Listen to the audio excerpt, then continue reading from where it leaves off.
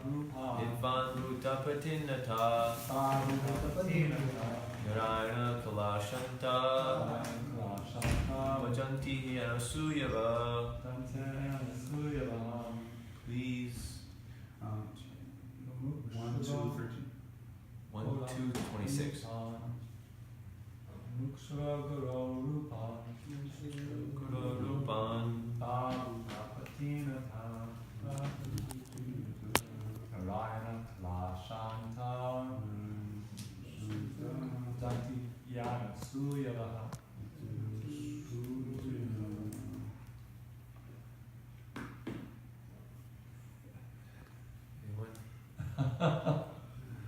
Let's have it on our phones. I can show it. We stay with my usual pleasure of the Vaishnavas.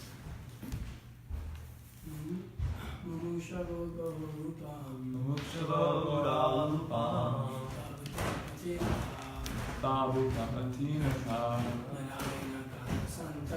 Vaina Kalashanta Janti Hyani Suryava Mukshava Rupan Mukshava Rupan Itva Bhuta Patinata Tabu Tapatinata Narayana Kalashanta Narayana Kalashanta Vajanti Yan Suyava Janti Hyani Suryava Mukshava Rupan Mukshava Rupan Itva Bhuta Patinata Tabu Tapatinata Narayana Kalatanta Shanta Narayana Kalashanta Vajanti Hi Anashudava Janti Hyani Suryava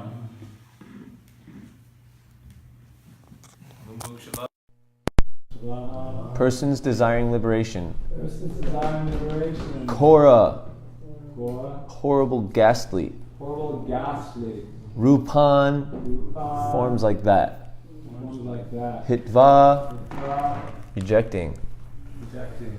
Bhutapatin, Bhutapatin, demigods. demigod. Ata, Ata, for that reason. for this reason. Narayana, Narayana, the personality of Godhead. personality of God. Kala, Kala, plenary portions. many portions. Shanta, Shanta, all blissful. all blissful. Bhajanti, Shanti, do worship. do worship. He, He, certainly. certainly. Anusuyavaha, Nusuyavaha, non-envious. non-envious. Translation and purport by His Divine Grace, A.C. Bhaktivedanta Swami Srila Prabhupada. Srila Prabhupada ki jai. God. Those who are serious about liberation are certainly non-envious, and they respect all. Yet, they reject the horrible and ghastly forms of the demigods, and worship only the all-blissful forms of Lord Vishnu and His plenary portions. Purport. The Supreme Personality of Godhead, Sri Krishna, who is the original person of the Vishnu categories, expands Himself in two categories, namely integrated plenary portions and separated parts and parcels. The separated parts and parcels are the servitors, and the integrated plenary portions of Vishnu Tattvas are the worshipful objects of service. All demigods who are empowered by the Supreme Lord are also separated parts and parcels. They do not belong to the categories of Vishnu Tattva. The Vishnu Tattva are living beings equal as powerful as the original form of the personality of Godhead, and they display different categories of power in consideration of different times and circumstance. The separated parts and parcels are powerful by limitation. They do not have unlimited power like the Vishnu Tattvas. Therefore, one should never classify the Vishnu Tattvas or the plenary portions of Narayan, the personality of Godhead, in the same category with the parts and parcels. If anyone does so, he becomes at once an offender by the name Prashandi. In the age of Kali, many foolish persons commit such unlawful offenses and equalize the two categories. The separated parts and parcels have different positions in the estimation of material powers, and some of them are like Kala Bhairav, Smashan Bhairav, Shani, Maha Kali, and Chandika. These demigods are worshipped mostly by those who are in the lowest categories of the mode of darkness or ignorance. Other demigods like Brahma, Shiva, Surya, Ganesh, and many other similar deities are worshipped by men in the mode of passion, urged on by the desire for material enjoyment. But those who are situated in the mode of goodness, sattva guna, of the material nature, worship only Vishnu tattvas. Vishnu tattvas are represented by various names and forms, such as Narayan, Damodar, Vamana, Govinda, and Nadokshaja. The qualified brahmanas worship the Vishnu tattvas represented by Shalagram Shila, and some of the higher castes like Kshatriyas and Vaishyas also generally worship the Vishnu tattvas. Highly qualified brahmanas situated in the mode of goodness have no grudges against the mode of worship of others. They have all respect for other demigods, even though they may look ghastly like Kala Bhairava or Mahakali. They know very well that these horrible features of the Supreme Lord are all just different servitors of the Lord under different conditions. Yet they reject the worship of both horrible and attractive features of demigods, and they concentrate only on the forms of Vishnu because they are serious about liberation from their material conditions. The demigods, even to the stage of Brahma, the supreme of all demigods, cannot offer liberation to anyone. Hiranyakashipu underwent a severe type of penance to become eternal in life, but his worshipful deity, Brahma, could not satisfy him with such blessings. Therefore Vishnu and none else is called Muktipad, or the personality of Godhead who can bestow upon us mukti, liberation. The demigods, being like other living entities in the material world, are all liquidated at the time of annihilation in the material structure. They are themselves unable to get liberation. What to speak of giving liberation to their devotees? The demigods can award the worshippers some temporary benefit only, and not the ultimate one. It is for this reason only that candidates for liberation deliberately reject the worship of the demigods, although they have no disrespect for any one of them. If everyone would please chant with me the Mangalacharan prayers if you know them, and so that way we can invoke auspiciousness before the auspicious hearing of the Bhagavatam class, by which regular attendance in and rendering of service to the pure devotee, all that is troublesome to our hearts can be almost completely destroyed, and loving service unto the personality of Godhead, who is praised with transcendental songs, will be established as an irrevocable fact. Om Jnana Timarandasya Dhananjana Shalakaya Chakshur Umilitam Yena Tasmai Shri Gurave Namah Shri Chaitanya Manobishtam Shtapitam Yena Bhutale Swayam Rupa Gadamayam Dadati Swapadantikam Vandeham Shri Guru Shri Yuta Padakamalam Shri Gurun Vaishnavamscha Shri Rupam Sagrajatam Sahagana Raghunatham Vitam Tam Sajivam Sadvaitam Savadutam Parijana Saitam Krishna Chaitanya Devam Shri Radha Krishna Padan Sagana Lalita Shri Vishakan Vitamscha He Krishna Karuna Sindhu Dina Bandhu Jagatpate Gopisha Gopika Kanta Radha Kanta Namostute Tapta Kanchana Gaurangi Radhe Vrindavaneshwari Vrishabhanu Sute Devi Pranamami Hari Priye Panchakalpa Trubhyascha Kripa Sindhu Bhyevacha Patitanam Pavanebhyo Vaishnavebhyo Namo Namaha Jai Shri Krishna Chaitanya Prabhu Nityananda Shri Advaita Gadadhar Shri Vasadi Gaur Bhaktavrinda Hare Krishna Krishna Krishna Hare Hare Hare Rama, Rama Rama, Hare Hare, Hare Krishna, Krishna Krishna, Hare Hare, Hare Rama, Rama Rama, Hare Hare. Last time all together. Hare Krishna, Krishna Krishna, Hare Hare, Hare Rama, Rama Rama, Hare Hare. Mukam kroti vachalam pangam langaite girim yat kripatamaham vande Shri Gurum Dinataranam. I offer my respectful obeisances unto my spiritual master, the deliverer of fallen souls. His mercy turns the dumb into eloquent speakers and enables the lame to cross mountains. And so hopefully this dumb person can eloquently speak on the mountainous topic of the proper worship and improper worship of the demigods, as Prabhupada is talking about in this purport. Those who are serious about liberation are certainly non-envious, and they respect all, yet they reject the horrible and ghastly forms of the demigods and worship only the all-blissful forms of Lord Vishnu and his plenary portions. So this is the famous second chapter of the Bhagavatam.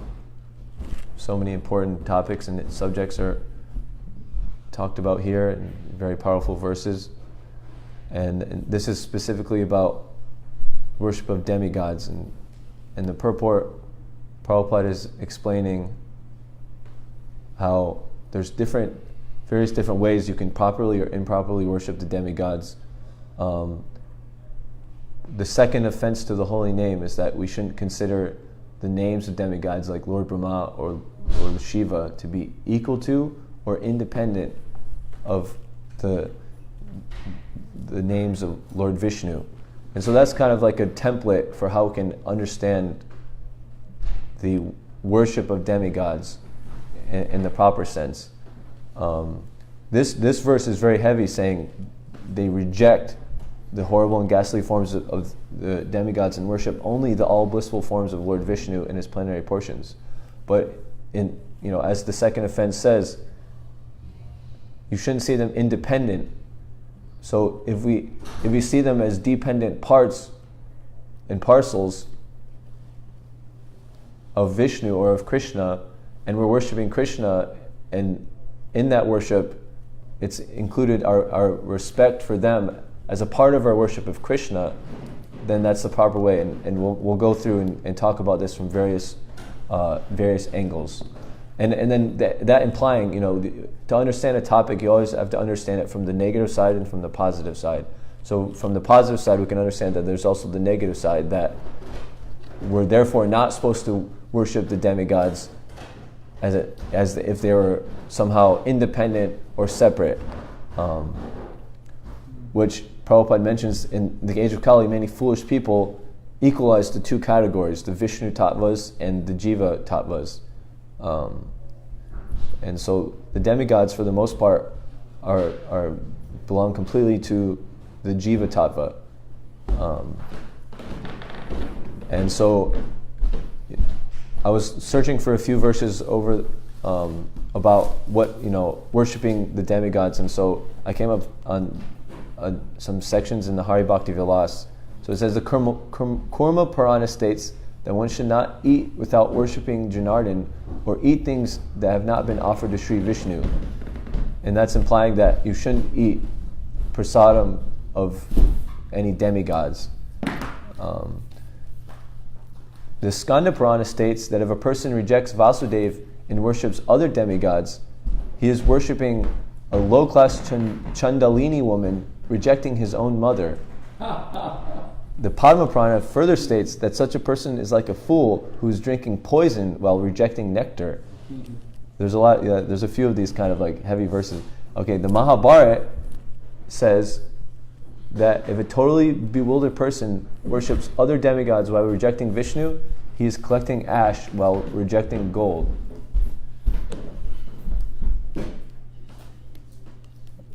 And if a person rejecting Vishnu takes shelter of other demigods, his condition is like a thirsty person rejecting Ganga water and running after a mirage in the desert.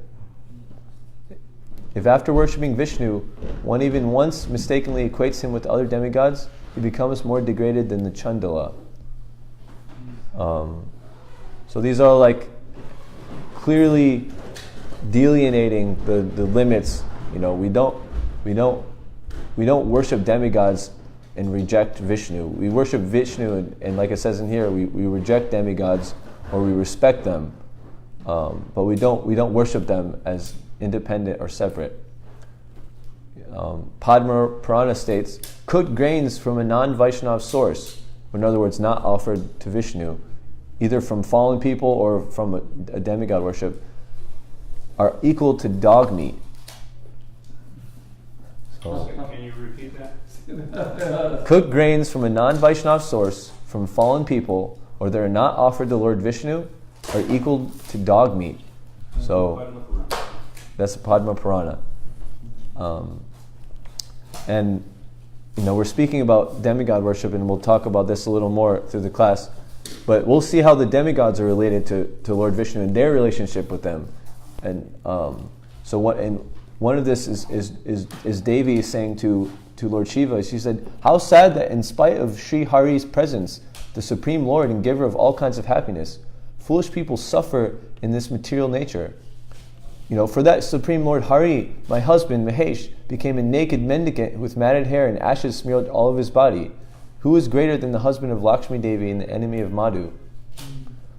And so that's like, the topmost demigod, practically speaking, Durga Devi herself, talking about the other topmost demigod, Lord Shiva, and their relationship, and how they deal with Vishnu.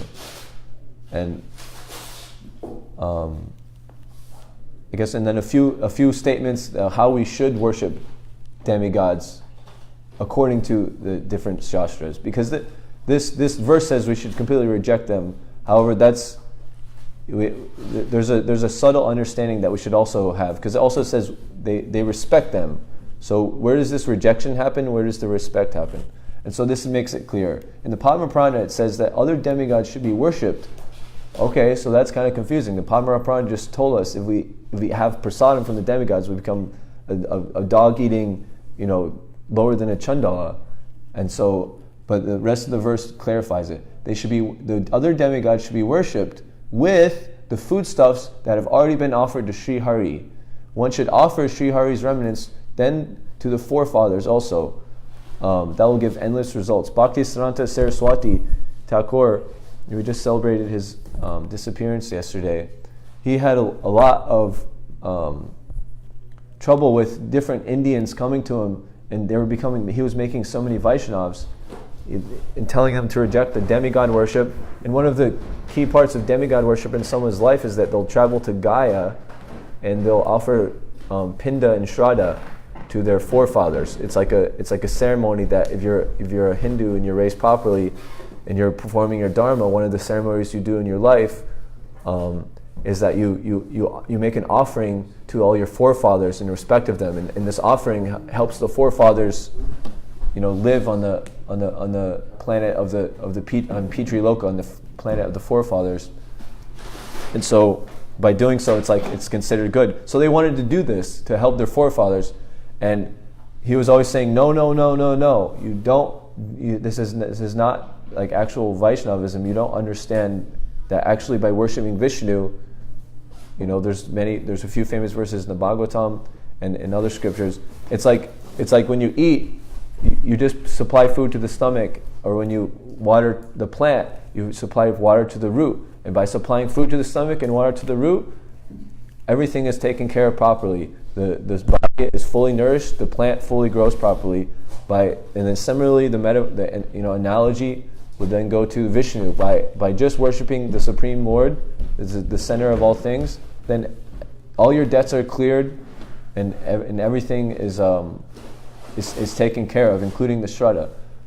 So, but them, in not being able to fully understand this, or at least to give them something, if they wanted to do some sort of shraddha to actually benefit, even though doing any bhakti will actually benefit your forefathers, and like Prahlad Maharaj says, I think 14 generations before and after, if you actually become liberated as a pure devotee, your family gets delivered as well. They get the benefit. But if they want to perform some shraddha, then they can do it like this. They can get prasadam, they can offer it to Krishna, and they can give it to the demigods. Give the prasadam to the demigods, and then give that prasadam to their forefathers. And actually, that's exactly what happens at the Jagannath temple. They cook everything and offer it to Lord Jagannath. Then they offer it to Bimala Devi, who is a form of Durga. She's actually stays in the Jagannath temple. Her thing is like in the same compound. Then after that, they offer it to the 8 pure, like these 8 pure devotees. And so when you get the prasadam from the Jagannath temple, one reason why it's so potent is because it's Maha. It's prasadam from Jagannath, but then it's Maha prasadam from Bimal Devi, but then it's Maha prasadam from devotees like Prahlad Maharaj, Narada Muni, Garuda. These are some of the devotees that they offer to after they've offered it to Jagannath and then Bimala Devi. And so And then the Brahma Purana mentions that if at the time of Shraddha one offers Mahaprasad and Tulsi to the forefathers and demigods, his forefathers become fully satisfied for millions of kalpas. So there we go. If that's the proper way. And so now, understanding that, I guess we'll just go then to back to the improper side. Prabhupada mentions in the purport that people in the mode of ignorance worship Shani, Surya, Ganesh for different things. The very low mode of ignorance worship. Shani is the planet Saturn, and he's known to be worshipped to be able to have a long life. And actually, I've heard that sometimes there's like these secret societies that have maybe have power over the different elites, and it's said that they worship him actually to gain long lives. It's common knowledge that Ganesh is worshipped to remove obstacles out of your life, and Surya is worshipped to gain good health or gain a good career. So all these demigods are worshipped, but they're all worshiping improper, and most of this is actually coming from Acharya, who is actually Lord Shiva himself, who came to give a philosophy to bewilder people on the order of Vishnu. He came and he said, actually, you should worship. He devised a system called Panchopasana, which is very popular in India. He said, because Brahman is the ultimate truth, the impersonal, oneness of everything, the impersonal, that's the truth. You can actually worship whatever Ishtadev you want. And of the five, Surya, Ganesh, Devi, Brahma, and can you help me with the fifth one? Indra, I guess. It doesn't matter. Whatever five they are, actually. But yeah, it's called Panchopasana because you're supposed to you worship these five deities in a specific way, and with the underlying conception that because they're all just forms of the one absolute truth, and he's manifesting himself in these things. So you worship that, but you're really just worshiping the one impersonal. And so that's where it's all coming from.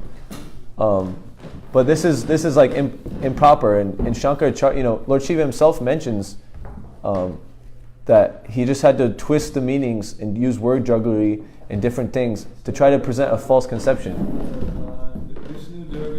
Vishnu was the fifth. Yeah, so they put Vishnu in there, and that equates Vishnu with these others, which, as we hear in the purport, there's Jiva Tapas, the separated part and parcels, which should never be equated with the worship. There's the worshippers and the worshipful Vishnu Tattvas.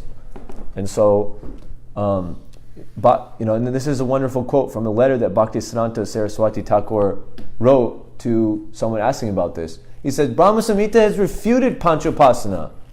And if we know Brahma Samhita, it's a lot, it's all just saying, Govindam Adipurusham Tamaham Bhajami, I worship in Govinda. So that's, first of all, that refutes Panchopasana in itself, because it's Lord Brahma, it's the Brahma Samhita, this prayer that he made, Brahma's prayer. And he's saying, I worship Govinda, the original, the Adi Purusha. So you could just quote that one line, and if you know what Shastras, then that's proof. I mean, the Mayavadis obviously don't accept the Brahma Samhita, but that's their problem. That's not our problem. And so he said in this letter, the worship of Vishnu is found in Panchopasana does not please Vishnu. It is heterodox and highly improper. The worship of Vishnu as one of the five deities makes his highest dignity, which is without any equal, similar to that of the other deities. And in that system, his lordship is counted as one of several deities, which is a great spiritual offense. So Prabhupada is just saying the same exact thing that his guru is saying. His guru is saying this in the letter. He's saying in the purport. It's the same thing with slightly different wording.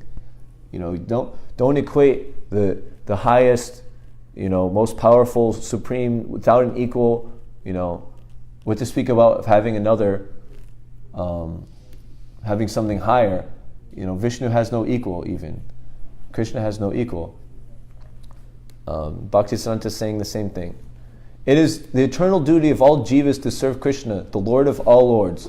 All other deities are his servitors, Their function is only to carry out his commands. They will never acquire liberation who conceive of the deities as different names and bodies of Vishnu. Instead of knowing them as servitors, or they will never acquire liberation that they conceive of these deities as just different names instead of seeing them actually as his servitors.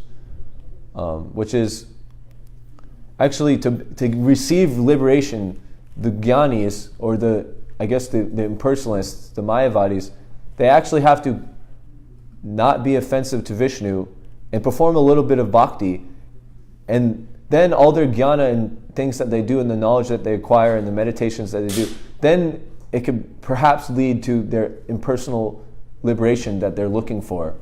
But that's very, very rare because they're often making many offenses such as this one in equating them.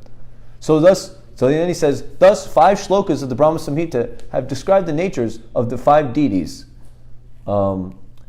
And so Ganesh, Yat Pada Palavam Yugam Vinidvaina Kupa Samaye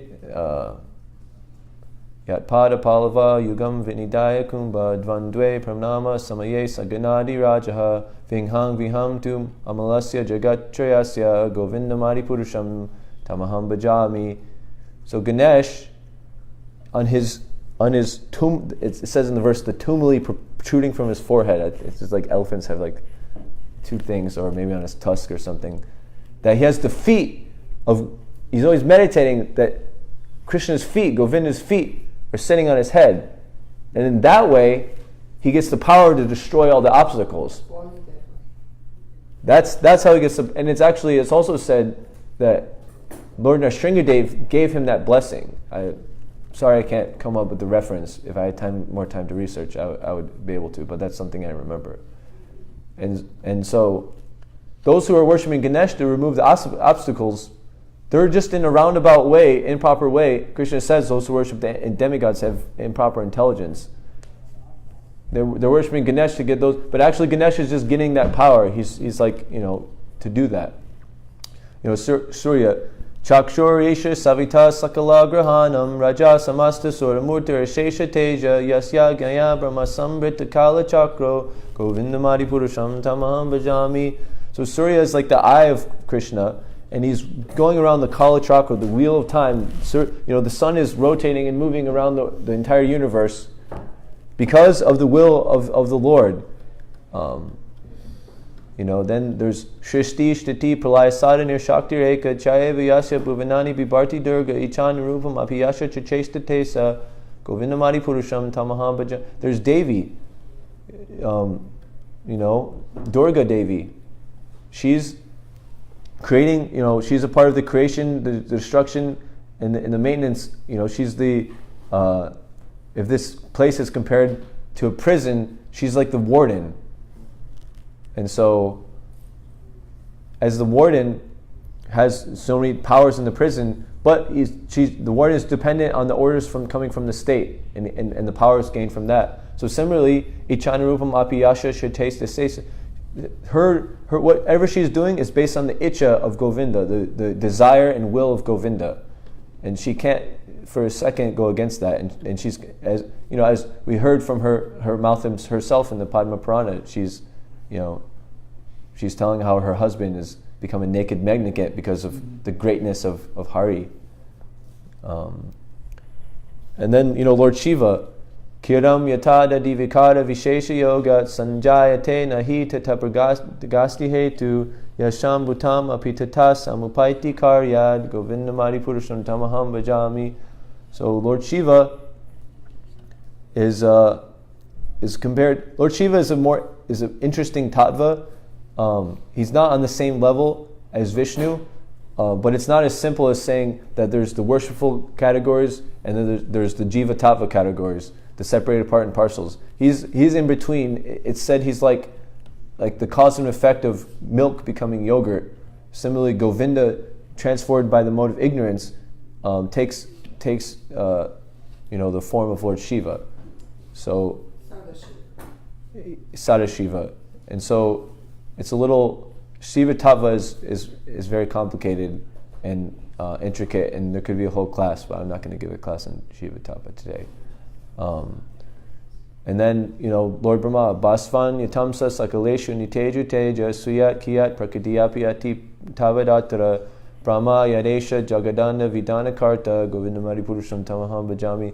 So Lord Brahma is just like how a gem, when you hold it up to the sun, it shines so brilliantly, and it's getting its energy from the sun. So similarly, Lord Brahma, he's just like a gem that looks brilliant in the sun. He's getting his energy from Govinda to be able to take on his, the necessary seva that he needs to do for maintaining the material world.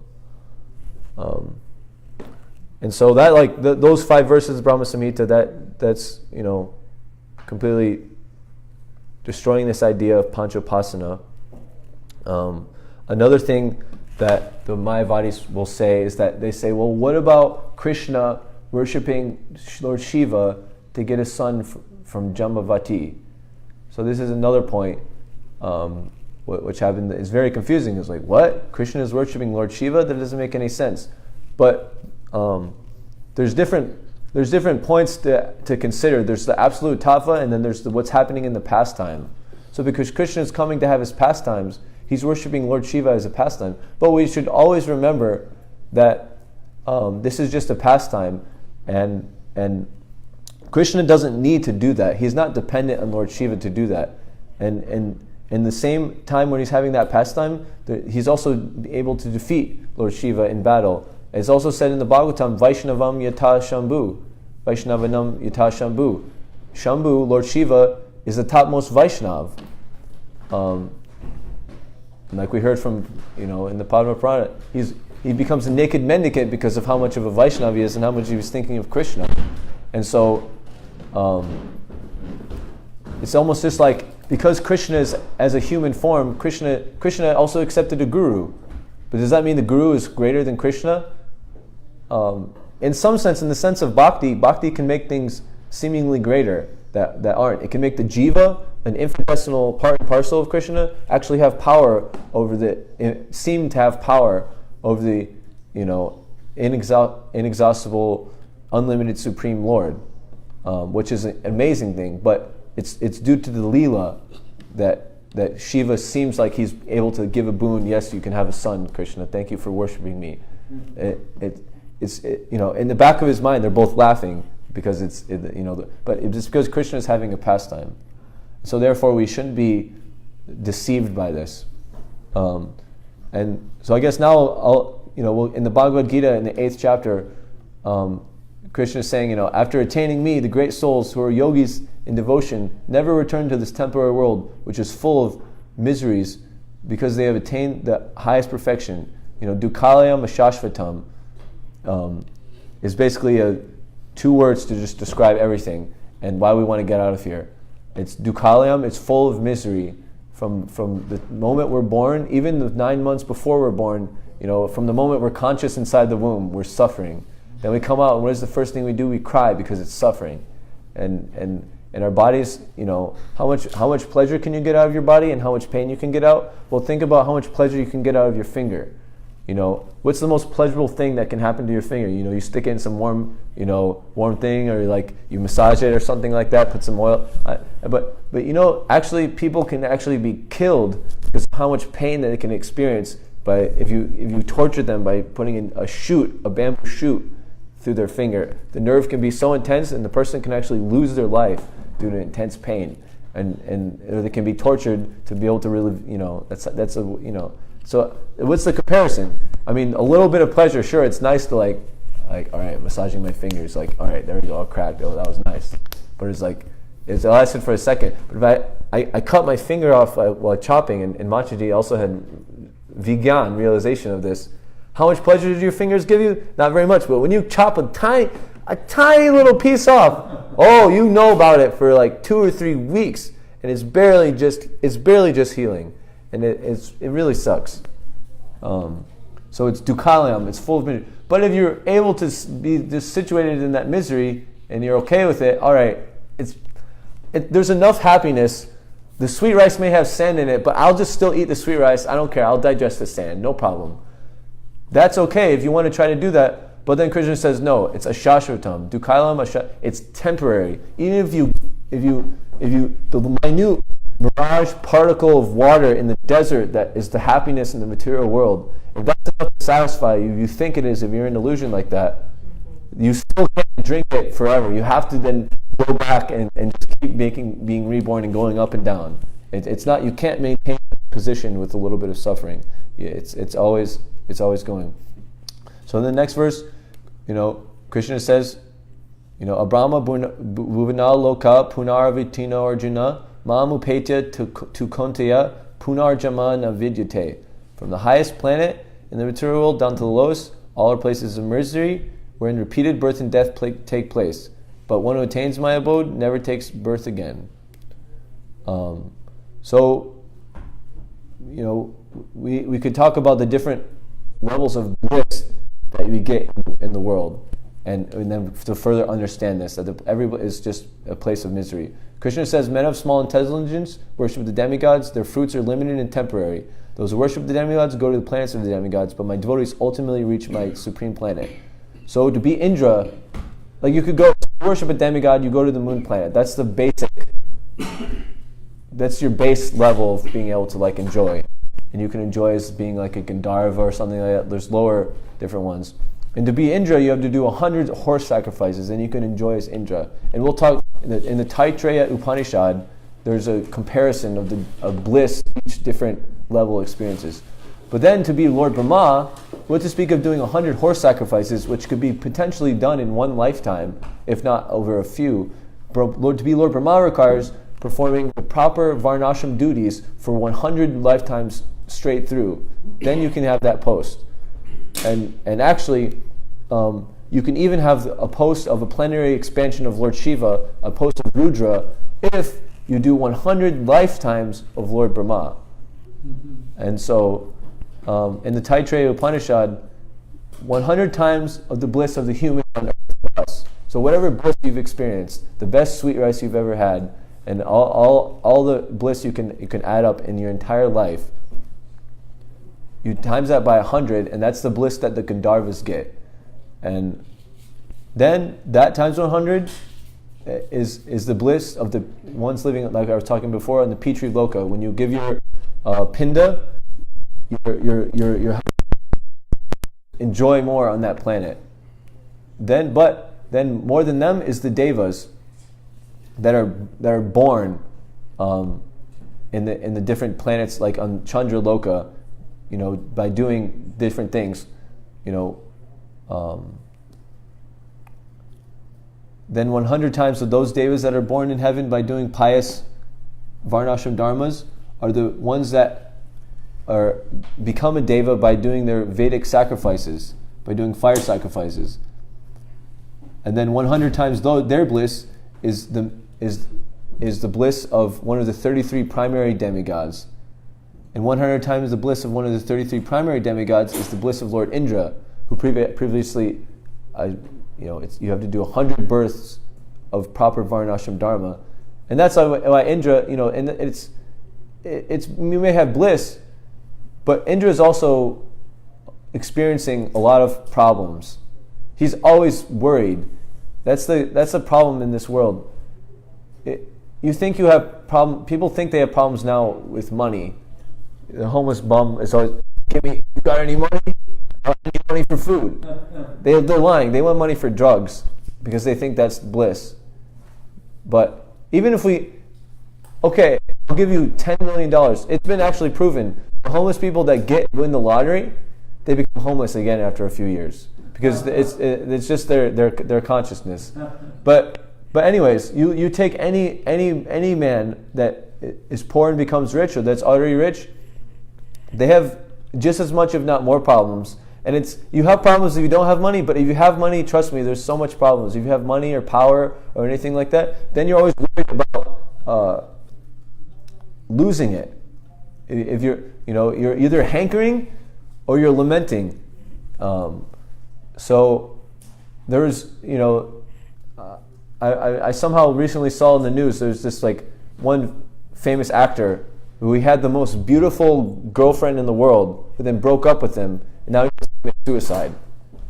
And so I'm thinking during that relationship, he was probably already always worrying. If you have the most beautiful, wife, then you're always worrying, oh, that man's gonna get it. That person's like, envious of me because I have this. It's like you're always worried about these different things. But then when it broken up, then it's even more worse. You wanted to commit suicide.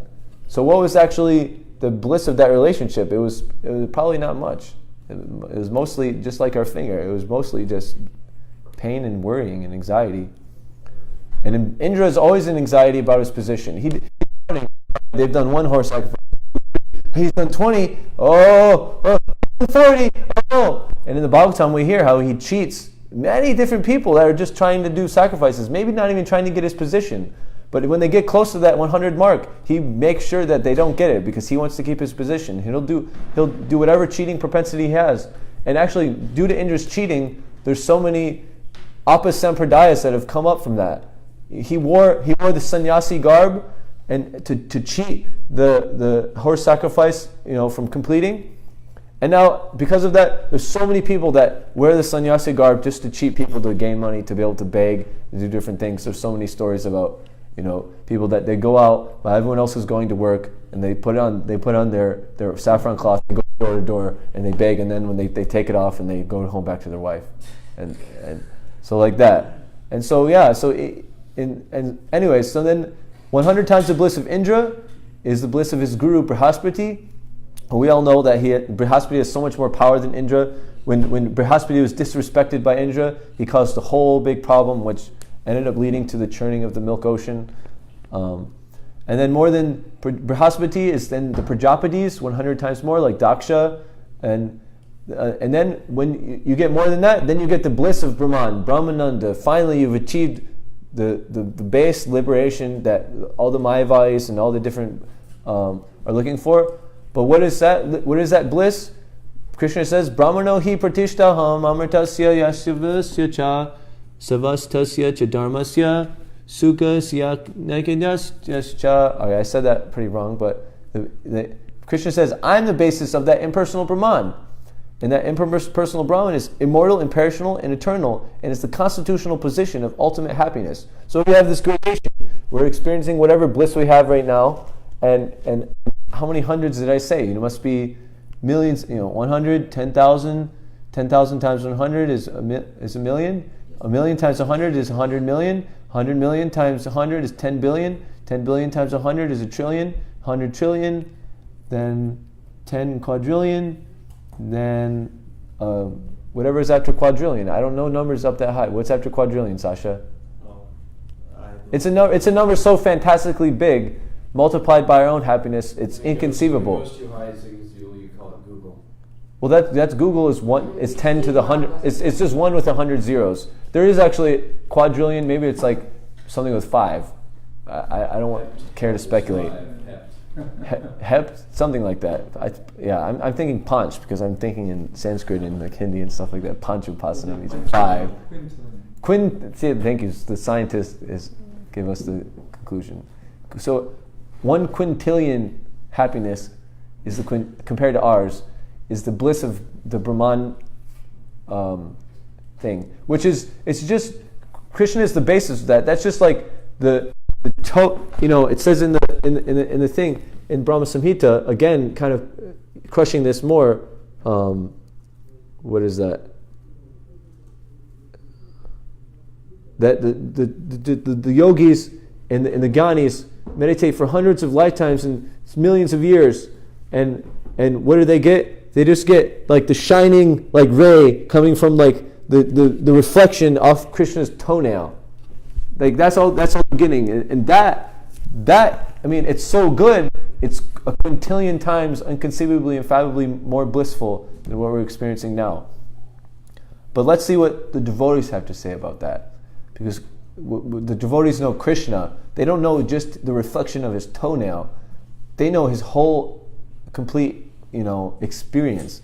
Prabhupada says there are different grades in Prabhupada. Now he kind of summarizes what I just read from the Taittiriya Upanishad. There are different grades and standards of prosperity. The standard of comfort and happiness conceived by a common man engaged in material labor is the lowest grade of happiness, for it is in relation with the body. So that means a Shudra going out to work on his job, like practically everyone here, getting their salary, going home to their wife, and that's what they get. That's the lowest grade of happiness.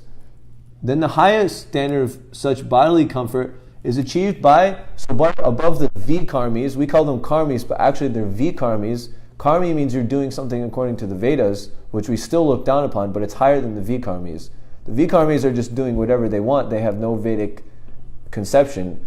We're born, the people, we're actually, the jivas like us that are born in the West and not inside India where proper karmic activities are performed, we're born here because we want to get away from them, because we want to perform those sinful activities without being burdened by the pressure of knowing that they're sinful. That's one reason why we want to be born here, because we're so sinful, we want to experience that. So Krishna's, will reciprocate some way with our desire. Anyways, then the highest standard of this bodily comfort is by the karmi, who by pious activities reaches the plane of heaven, or the kingdom of the creative gods with their delegated powers. And the Taittiriya Upanishad is very distinct in all the different gradations that you have in the heavenly planets. But the conception of comfortable light in heaven is insignificant in comparison to the happiness enjoyed in the impersonal Brahman. So if you mathematically compare any of those different demigods, it's millions and hundreds of thousands, if not trillions of times less pleasurable than this happiness in the impersonal Brahman. Which, if we really analyze it, can we really say that the impersonal Brahman is actual happiness? The Vaishnavas say no. If you actually, in the material world, it's just all negative. It's like if I take Ryan and I drown him in the toilet, and then giving him a swirl, and then I flush it, and so the water goes down the bowl, and for a second, you can get that breath of air. That breath of air is going to feel really good, but it's not actually pleasure. He was just reverting from a worse state to a slightly better state. But he hasn't actually reached, if you make a mathematical scale, it's on the negative axis. It hasn't reached the positive side yet. And so this impersonal Brahman is you're just reaching to zero. You just stop suffering. So much of the world is suffering, or it's worrying about your suffering, or it's lamenting over past suffering. Those three things are happening in the material world to everyone. They're not experiencing happiness. If they somehow forget about their anxiety, then they think that that's actually bliss, but it's not. If they actually somehow get to this impersonal Brahman, the Brahmanda realization, the Brahman effulgence, that makes everything else that they could possibly experience, even to the position of Brihaspati or Daksha, but then Prabhupada says that the spiritual bliss derived from the impersonal Brahman. So get this, it's such an inconceivable happiness that we can't even imagine compared to our own. It's simply like the hoof print of a calf. So a calf is a baby cow. Cows don't really have that big of feet anyways. When they make an impression, it's maybe 6 inches or a foot the biggest. It's not going to be that big, and a couple inches deep. And then a calf is just a baby, so it's half that size or a quarter. Calf has small little hoofs. They're they're kind of cute when they walk around. So it's such a tiny, just a drink of water compared to the ocean of the bliss you experience of love of Godhead. When one develops pure love for the Lord, he derives an ocean of transcendental happiness from the association of the personality of Godhead. To qualify oneself to reach this stage is the highest perfection. So here's CC Adi Leela, chapter 7, text 98. My dear Lord, O Master of the universe, since I have directly seen you, my transcendental bliss has taken the shape of a great ocean. Being situated in that ocean, I now realize that all other so-called happiness to be like the water contained in the hoof print of a calf. Which this is a quotation of a verse.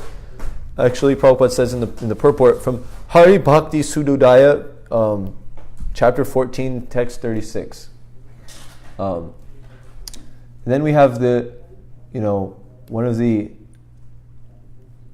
very famous associates of Lord Chaitanya, Prabodhananda Saraswati, who wrote many famous things. In his Chaitanya Chandramrita, this is a famous one quoted by Prabhupada a lot.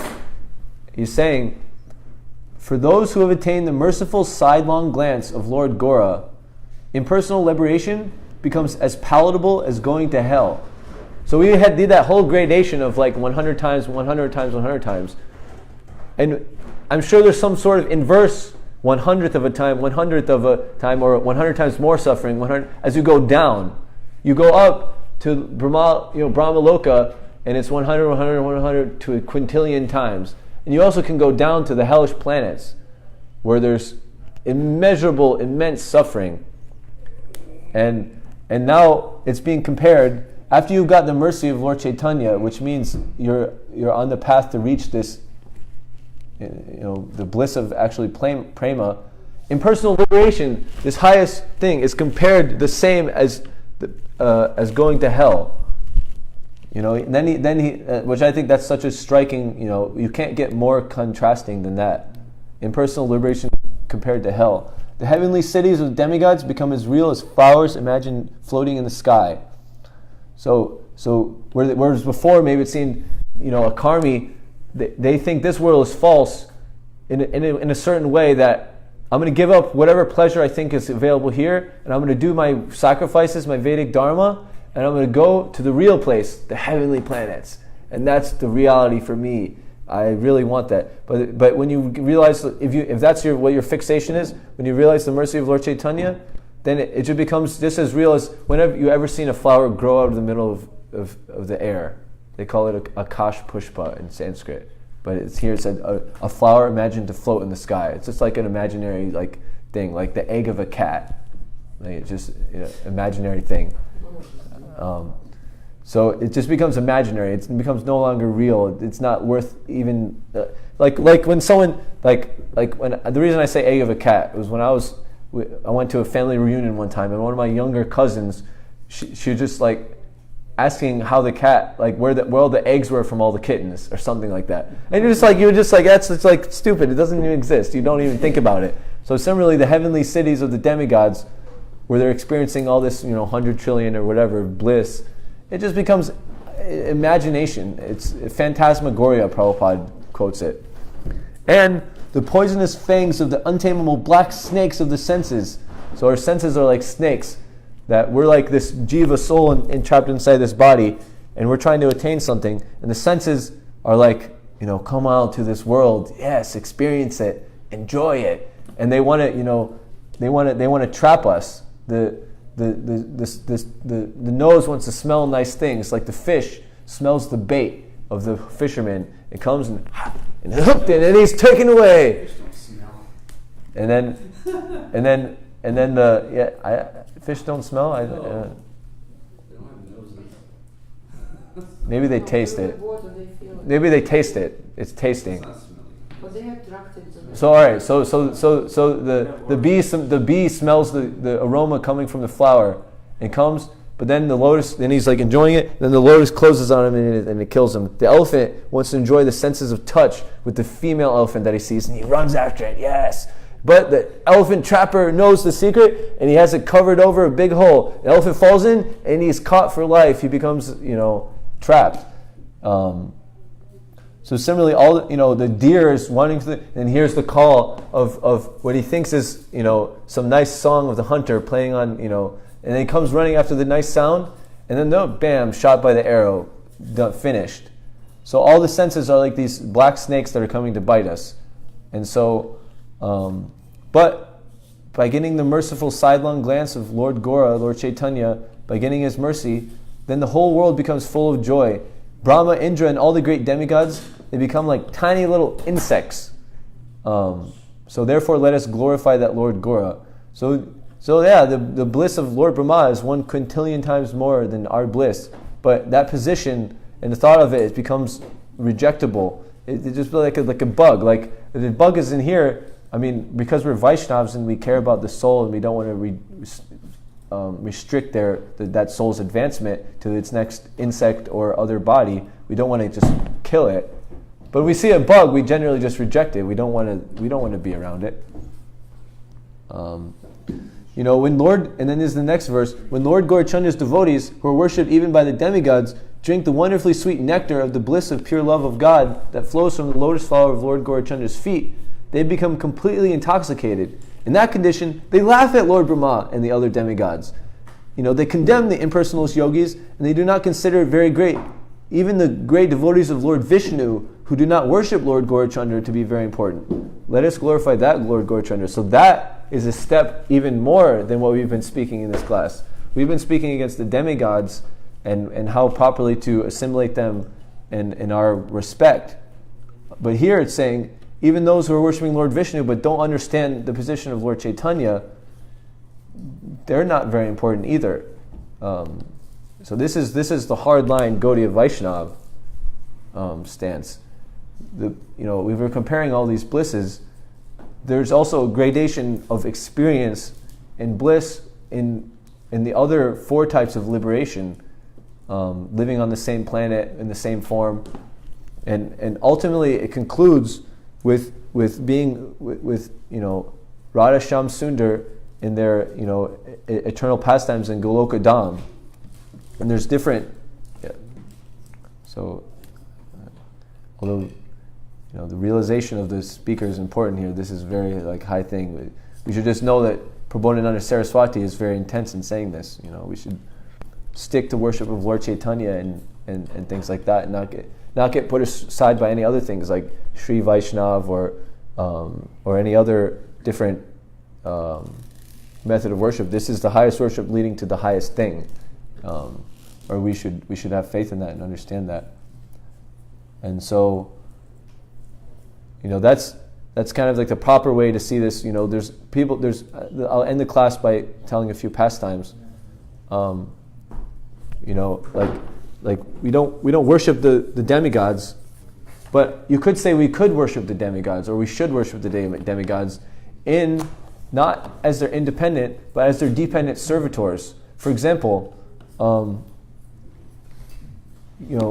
Yamaraj, when he heard about look at the picture, Ryan.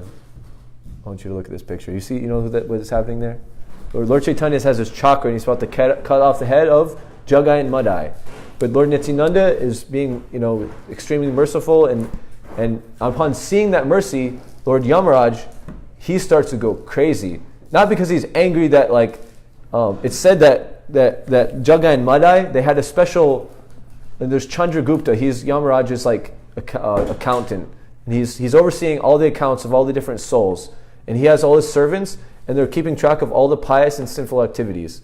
And they said that for this Jagai and Madai, we just had to excavate a gigantic hole and just start throwing all our documents in there. And even though it just kept filling up, we ended up having to get an inexhaustible hole just to keep filling all their documents because of all their sinful activities. It's uncountable, all the stuff they've done. But Lord Yamaraj, upon seeing the mercy that Lord Chaitanya and Lord Nityananda gave upon them, he started to be completely overwhelmed by the realization that mercy was actually available. And then he went on and did a whole Sankirtan with all the other demigods, like a gigantic, intoxicating, ridiculous, tremendous kirtan. And you can read about it in the Chaitanya Bhagavatam. I was going to read, but it's getting late, so I'm not going to read it. Similarly, we were earlier talking about Durga Devi, talking about Lord Shiva. There's a pastime you can go when you go to India. You can go to Navadvip, and you can go to Simantam Dweep. Simantam Dweep means Simanta is the part in the hair, and it's named after this pastime, which I'll read this quickly. One time during Satya Yuga, Lord Shiva became madly dancing while chanting the name of Gauranga. Then Parvati asked him, "Please tell me who is Gauranga. By seeing your astonishing dance and hearing the name of Gauranga, my heart is melting. All that I've heard in the way of mantra and tantra till now only leads to more entanglement for the living entities. Dear husband, please tell me something of this Gauranga. By worshipping him, will he receive actual life?" Hearing Parvati's words, Shiva meditated on Gauranga and said, "Unto you, who are the primordial energy, one portion of Sri Radha, I will tell you the crest jewel of all truths. Accepting the spiritual emotions of Sri Radha, Krishna will descend in this Kali Yuga at Mayapur in the womb of Mother Sachi. Lord Gauranga, intoxicated with pastimes of kirtan, will distribute the jewel of prema to everyone without discrimination. Whoever does not drown in that flood of prema is most unfortunate. O Devi, just by remembering the Lord's promise that he will come, I have passed my life drowning in an ocean of love of God. Being unable to control myself, I've even given up my own city of Kashi. Within Mayapur, on the banks of the Ganges, I will live in a hut and worship Gauranga. Hearing Lord Shiva's words, beautiful Parvati quickly went to Śrīmad-Bhāgavatam. As she constantly meditated on the form of Gauranga and chanted his names, Gauranga, Gauranga, Gauranga, Gauranga, Gauranga, Gauranga, Gauranga, Gauranga, Gauranga, she became immersed in prema. After some time, Gaurachandra appeared with his associates to bestow mercy on Parvati. His complexion was like molten gold. He had long arms, wavy hair, and beautiful limbs. He was wearing a long dhoti folded thrice, and from his neck swung a garland of flowers which was very attractive to behold. In a voice choked with love, Gaura Roy, Lord Chaitanya, said, "Oh Parvati, why have you come here?" Parvati then fell at the lotus feet of the Master of the Universe and with an agitated mind explained her sorrow. "Oh Prabhu Jagannath," so now this is like Lord Shiva has explained he just wants to stay in Mayapur and worship Lord Chaitanya. Now Devi is saying, "Oh Prabhu Jagannath, life of the universe, though you are merciful to all, you have deceived me. Oh deliverer of the fallen, you have appointed me to bind up all the living entities in the material world who have been averse to you. I have come into the material world to do this work, and thus I've been cheated of your unlimited prema. People say that wherever Krishna is, there is no Maya. I'm therefore forced to always remain outside your spiritual realm. So how will I ever see your pastimes?" And then, if you don't offer a way, I'm without hope. So then, hearing this, she put Gauranga's foot dust on her simanta, her part in her hair. So for that reason, it's called Śrīmad-Bhāgavatam. And then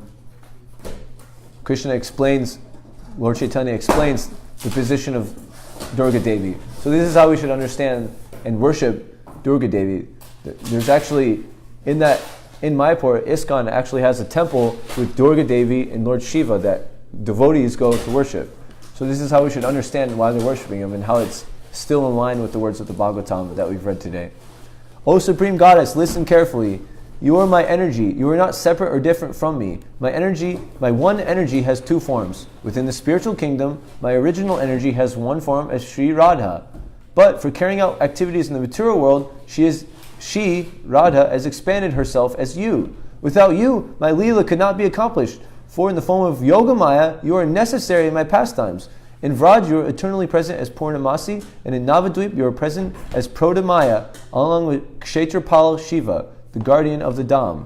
Saying this, Gauranga disappeared, and Parvati became overwhelmed. So that's one way we can worship the Lord, is when we're going on the Dham Parikrama, when we're going on the tour of the holy place, we worship Lord Shiva as the protector of the Dham. Like in Vrindavan, there's Gopishvar Mahadev, and there's many different temples of Lord Shiva that you go, and Vaishnavas go to worship Lord Shiva. But they're not worshiping him as separate or independent. They're worshiping him in accordance with their worship. So that's proper worship. It's not like when the dacoits in the 5th canto were worshiping Bhairavi Kali by killing someone so that she could drink their blood like alcohol and then be pleased with them and let them steal more things and become a dacoit for the next year. That's what they were doing. But then they stole Jada Bharat and they said, "This guy's perfect. He's a dumb guy. No one's going to care if we kill him." They tried to kill him. Goddess Kali, although she tolerated what they were doing before with some random person and perhaps gave them some benediction that they could have success in cheating, she really didn't appreciate them and didn't want to really give them anything. So as soon as they made an offense like this, bam, all their heads just got chopped off. And so, like Prabhupada said in the purport, they themselves are unable to get or give liberation. Goddess Kali can't give those guys liberation. She's begging to Mahaprabhu for the mercy, putting his foot dust on her head. There's many. The famous story is Vrikasura worshiping Lord Shiva. So I'm not going to repeat that because I think everyone's heard that many times. But there's also, if you want to compare the power of Lord Shiva to the Lord Krishna, there's the Banasura, who had a boon from Lord Shiva to have so many arms and be so powerful, and finally he got into a fight, and it was a fight where Lord Shiva was on one side and Lord Krishna was on side, And it came to the point where everyone was getting defeated so badly that Lord Shiva had to come in and step in and protect all his guys. And he sent his strongest weapon, the Shiva Jvara, which is like what he basically sends out when he wants to destroy the universe, which is his seva. His seva is to destroy the universe for Krishna. But not being able to tolerate that and want that to happen, and showing his greater power, even though Lord Krishna previously, before this, worshipped Shiva to have a son from Jambavati. Here he throws his Narayan-jvar, his weapon, his superior weapon, which absolutely annihilates the power of the hot weapon, the cold weapon. Prabhupada said when the body goes to 107 degrees, it's finite, or something like that. That's like, you get this fever before you die. Apparently, some people do, I guess, and then you die after it goes above 107. You're finished. Prabhupada says extreme heat you can tolerate. In India, it gets very hot. Madhava Prabhu talks about how you'll be in a pool of complete sweat in the 120 degree weather in Vrindavan, but you can tolerate it. But in cold, Prabhupada says in the purport, everything collapses in complete cold.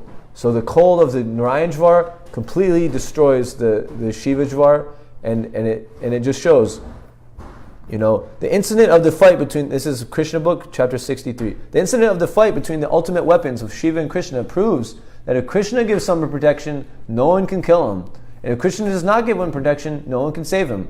Lord Shiva is called Mahadev, the greatest of all demigods. Although sometimes Lord Brahma is considered the greatest because he can create, Lord Shiva can annihilate. Still, both Lord Brahma and Shiva can only act in one capacity. Lord Vishnu, however, not only maintains, but he creates and annihilates also. Factually, the creation is not affected by Brahma because Brahma himself is created by Lord Vishnu, and Lord Shiva is created from Lord Brahma. So the Shiva Jvar, understand he can't win. He's the personality. His weapon is the personality. So then the personality understands he can't win, and so he goes and he takes shelter of Lord Krishna. And after taking shelter of Lord Krishna, what does Krishna say? The famous verse. I'm sure everyone knows it. Sarva dharma prityaja mamekam sharanam vraja aham tvam sarva papebhyo mokshishyami masuchaha. So just forget all the demigods, forget Lord Shiva, forget Lord Brahma, and just take shelter of me. I will deliver you from all sinful activities. Krishna will protect us from everything.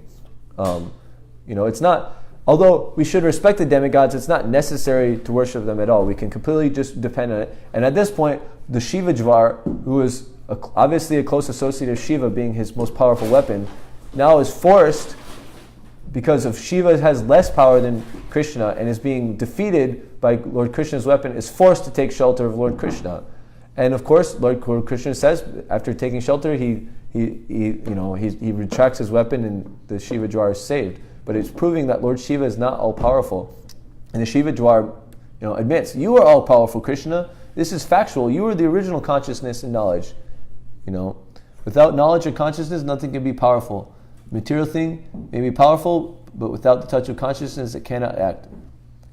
Lord Shiva may be powerful, Lord Brahma may be powerful, all the demigods may be powerful, they may be blissful, but they're nothing in compared to the bliss that we get when we worship Krishna. They're nothing compared to what Lord Chaitanya is giving us in the opportunity to do his service. We're getting put on the path to get the highest thing, even more than a quintillion times more than our current thing, a quintillion times more than our current bliss. If you put it in a cup, that cup is nothing compared to the ocean of bliss that we could be experiencing.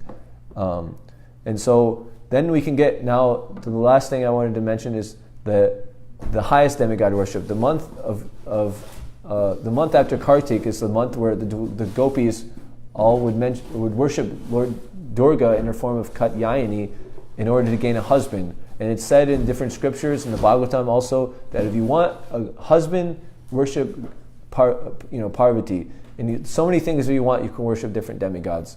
And the Bhagavatam even says that. But then at the end it says, if you want these things, if you want even personal liberation, if you don't want anything at all, whatever you should do, you should worship Lord Krishna. So if you want any of these things, like a karmi wants to go to heaven, even lower karmi in the mode of passion wants to get good health, a good wife, a good job, good money, good house, good son, so many different good things that they want, a good car, a color screen TV, Jai Jagadish Hari. Even the devotees want that. We shouldn't be on that level.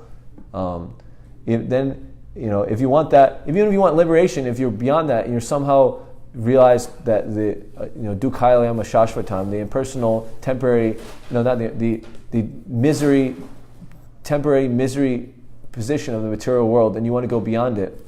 If you want that, or if you're completely peaceful, like in the Chaitanya Charitamrita, it's said that only a devotee is actually peaceful, because they can go beyond that. Even if you completely have no desire, you should worship Lord Chaitanya, you should worship Krishna.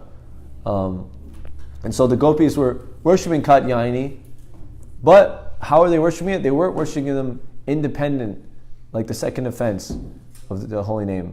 We shouldn't see the names independent or equal to. They were worshipping Katyayani as some independent manifestation of the impersonal Brahman, like the stupid Mayavadis and their Panchopashana and the speculated thing from Shankaracharya.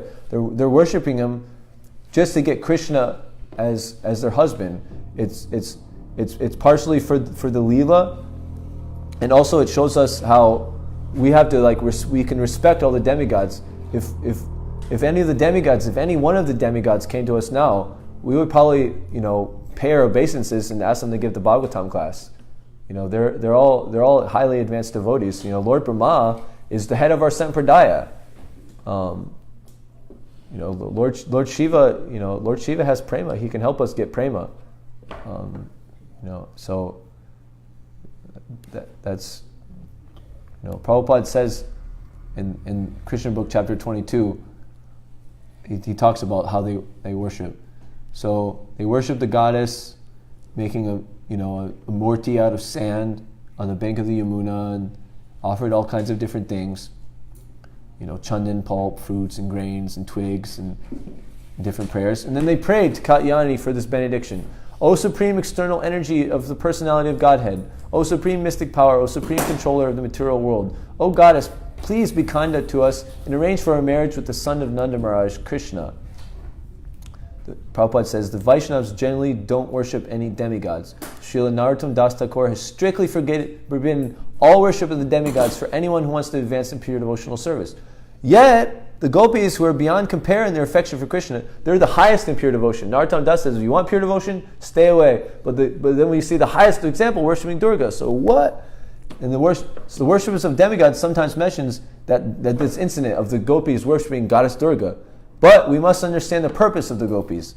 Generally, people worship the goddess Durga for some material benediction. They worship goddess Durga for dukkhalayam ashashvatam. Whatever they get from her, even if she gives them it, they just get more dukkhalayam and more ashashvatam. Ryan, what does dukkhalayam mean? It means dukkhalayam means dukkha. There's dukkha and there's sukha. Sukha means happiness. Dukkha is the opposite. It's misery. So Krishna describes this material world with two adjectives, dukkhalayam and ashashvatam. Dukkhalayam means it's full of misery. Like if a cup is full of water, there's no room for anything else. So I was explaining before how the material world is full of misery. There's really nothing else. And it's ashashvatam. It's temporary. So even if you can manage to drink the poison of the misery of the material world, you're still forced to take birth and everything again. So people pray to Durga for some material benediction. But here, the gopis pray to the goddess to become wives of Lord Krishna. The purport is that if Krishna is the center of activity, a devotee can adopt any means to achieve that goal. So that's the way that we should see our worship of demigods. And in that way, it's if we see devotees respecting demigods' worship, it's still in line with the Vaishnava Siddhanta. It's in line with this verse in the Bhagavatam. If we forgot the verse, I'll just read it again. Those who are serious about liberation are certainly not envious, and they respect all, yet they reject the horrible and ghastly forms of the demigod and worship only the all-blissful forms of Lord Vishnu. So if you see a devotee paying obeisances to like a murti of, whatever, you should understand, maybe if they're a complete new devotee, maybe they are actually doing something bogus and you should instruct them. But if you see an advanced devotee doing something like that, you should understand that in their heart, they're only doing this as a part of their actual worshiping, Krishna, understanding Krishna's actual position. if Krishna is the center, a devotee can adopt any means to achieve that goal. Prabhupada said that they could worship Lord Ganesh to remove obstacles to raising money on the condition that they raise $100,000 a month. Then they could start their Ganesh puja. And I think they were doing that. And there were some weird obstacles that were removed and weird things that were happening. And that's a whole story that maybe doesn't need to be repeated. But Krishna was in the center. They needed Lakshmi to expand Prabhupada's Krishna conscious movement, which is extending this amazing mercy of Lord Chaitanya. And so the gopis could adopt any means to satisfy or serve Krishna. That was the super excellent characteristics of the gopis. So also we should understand that this is a super excellent characteristic. Really, only the high advanced devotees should actually be doing this. Us as neophytes, we should try to more just rigidly follow, only worship Vishnu. Don't get caught up in the demigod worship, because we may understand a little bit, but we should just focus on that for now. It's enough for us, and we don't need to worship the demigods. They worship Goddess Durga completely for 1 month in order to have Krishna as their husband, and every day they prayed for Krishna to become their husband. And and in another more close of adopting any means to achieve the goal of being Krishna in the center. Radharani, if you go to Vrindavan, you can go to Surya Kund. And Radharani goes to there and she worships Surya every single day. But it's not to worship Lord Surya, it's just to be able to serve Krishna, to make their pastimes be able to happen. So that's the end of the class. There's improper ways, like the Mayavadis, to worship the demigods, and there's proper ways, which, like I said at the start of class, if we're ever to understand it, the easiest thing, we say it every day, or at least we should. The second offense to the worship of the holy name, which is our worship of Lord Chaitanya, ultimately, and our way back to Godhead. The primary means the only thing that we told our guru we would do every day is chant the holy name. So the second offense is that we should not see the demigods, in this way it's referring to their names, but we can use that to extend it to the demigods as independent or equal to Lord Krishna. They're all just his parts and parcels, or his servants, or like Shiva's, his more confusing tattva, like his extended material, expansion. But either way, they're all related to him, and he's the center of all that. So therefore, anything that we do should be focused on him. And we can praise the advanced devotees that have the vision to see that, and we can worship them. And if we see a Vaishnav, in the form of a demigod, just because they're in the post of the demigod, we should respect them as Vaishnavs. And many of the Vaishnavs, like Lord Yamaraj, he has Sankirtan. He has much crazier Sankirtan than we can imagine. The tears pour from their eyes. How much, when we go in Sankirtan, do tears pour from our eyes and we're all dancing in ecstasy, and it affects other people to make them tears come from their eyes and they dance in ecstasy. So that's what happens when the demigods like Yamaraj go. So therefore the different demigods we should respect. And so that's, those who are serious about liberation are certainly not envious, and they respect all, yet they reject the horrible and ghastly forms of demigods and worship only the all blissful forms of Lord Vishnu and his plenary portions. Om Tat Sat. Thanks a lot. Is there any questions or comments? When you were talking about gradation of that bliss, you were referring to material sense enjoying bliss or spiritual? This is just bliss. I mean, it's ultimately, you can't compare spiritual bliss to material bliss. It's material bliss. But it's essentially, you could just summarize it, it's the pleasure, it's the sex pleasure that they have, essentially. Because it goes up and up and up, but then once you go past Lord Indra, Brihaspati, or I guess Lord Brahma, ultimately they're experiencing bliss on a different level. But you compare whatever you compare it to, it's all in comparison, it's nothing compared to cessation, the Brahmananda, the realization of impersonal bliss, and that is nothing compared to actual spiritual bliss. You're going from negative finally you hit 0. So all those comparisons are just a lower negative number to a higher negative number. Going all, approaching 0. Once you hit 0, that's Brahmananda. Then once you start going to the different lokas, the Vishnu lokas, that's higher. And ultimately, it goes all the way up. I guess you can read about it in the Śrīmad-Bhāgavatam, which we have a copy of the gradation going higher. It's clearly defined and delineated. But the highest is Goloka with Radha and Krishna, with the full Sambhoga and Viplaramba. There's certain sampradayas that don't think that we should worship in Viplaramba, which means separation, because they said, well, if it's already unlimitedly ever increasing bliss in the association of Radha and Krishna, why do you need the separation to help increase it? And reply to that, well, there's more ever-increasing most unlimited bliss, and there's most ever-increasing unlimited bliss. And that is what Lord Chaitanya is coming to give. He's giving the absolute highest thing to the absolute lowest people, and so we should take advantage of it. That's why we do Harinam every single day. That's how we worship all the demigods. We supply food to the stomach, water the root of the tree, and it's spiritual bliss. It's like everything's 0 without the 1 of the spiritual bliss. All that, even if a quintillion times 0 is just 0, but you add the 1, and then it can become. Just to ask a question, you're making the point of Lord Jagannath Mahaprasad and why it's so cool. You said it's offered to Lord Jagannath and Bhimali Devi, and then The Chaitanya Charitamrita says, Lord when Jagannath takes it, it becomes prasad, and then it becomes Mahaprasad. And when they give it to a devotee, it becomes Maha-Prasad. Which is just like Maha means more, like the Maha mantra is the great mantra, so it becomes Prasad, mercy, and Maha-Prasad, great mercy, and just great mercy. So its potency is like. but how is that different? Like, for example, even when we can offer Nagir right now, and we offer on behalf of our spiritual master and then offer to Master, it looks like, without trying to get into like that calculating. It's not different. If you have, they just do it with the proper mood and proper procedures there. If we have some, because we don't have bhav. I mean, if someone offers it with bhav and love, and they have prema, like when Prabhupada offered you an apple slice, you would go into ecstasy. When Prabhupada cooked a pot of sweet rice for his spiritual master, they had to drag themselves back in the kitchen because they're so ecstatic just to lick the pot clean. They wanted to get every last grain.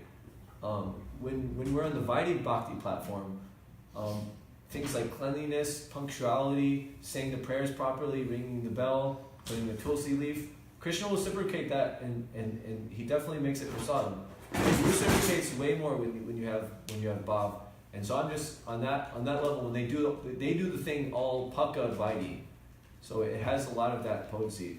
There's nothing in comparison with a pure devotee offering that. But if you offer a pure devotee that pakka Vaidhi, then it is, and these are very subtle topics. It says in Chaitanya Charitamrita that the prasad from Lord Jagannath is Maha Prasad.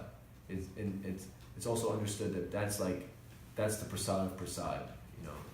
It said when you're eating prasadam, if someone gives you Jagannath prasadam, you have to stop eating that prasadam and eat that prasadam, the Jagannath prasadam.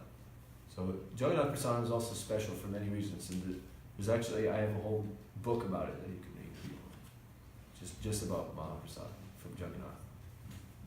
I have a Facebook question this is from Mahotsa Hadasa Brahmachari. Oh, Mahotsa. So, Where is he? are foodstuffs cooked by people who are not only non-devotees but also extremely sinful, being addicted to homosexuality and intoxications, offerable to Gaura Nitai?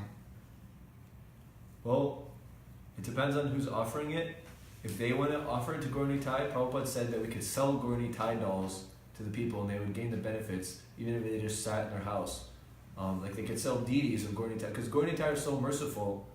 They don't really consider the offenses, although many offenses may be made. And someone with such a bad consciousness may be very degraded.